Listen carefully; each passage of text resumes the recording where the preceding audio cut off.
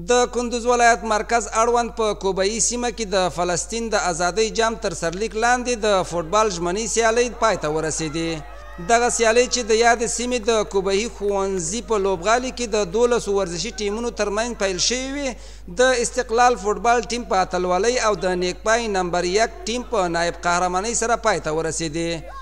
د سپورت ځایي مسؤلین له دې سیالیو څخه موخه د ورزشکارانو او ورزش ته د ځوانانو هڅول په ګوته کوي.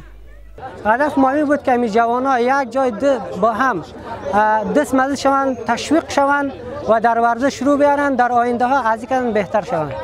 په ورته وخت ورزشکاران او د ورزش هغه مینوال چې له لرو پرتو سیمو څخه دې ورزشي لوبغالي ته د نندارې لپاره راغلي د دې سیالیو په ننداره کولو خوښي څرګندوي.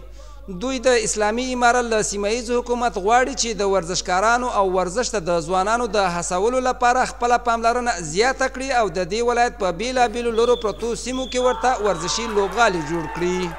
تشکر خاص کنیم از نیروهای امنیتی امارات اسلامی که خوشبختانه امنیت ما را به خوبی و درستی تعیین کردند و دیگه همچنین تورنمنت‌های ما خواهانیم.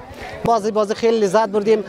از امارت اسلامی افغانستان خواهان هستیم که جوانان را تشویق کنه، برایشان وسایل ورزشی فراهم کنه، میدان برایشان بسازه، میدان ورزشی بسازه. کوشش کنن که همچون یک تورنمنت‌های سرتاسری را بگیرن که جوانای جا رشد کنه، از مواد مخدر اینا جلوگیری شود. ورزش که از خودش اتحاد، رفاقت، برابری بین جوانان است که جوانان با هم وصل میشه. د کندوز په کوبایي سیمه کې دا سیالۍ په داسې حال کې ترسره کیږي چې دغه ولایت په دې وروستیو میاشتو کې د بیلابیلو په زړه پورو ورزشي سیالیو د ترسراوي شاهد و.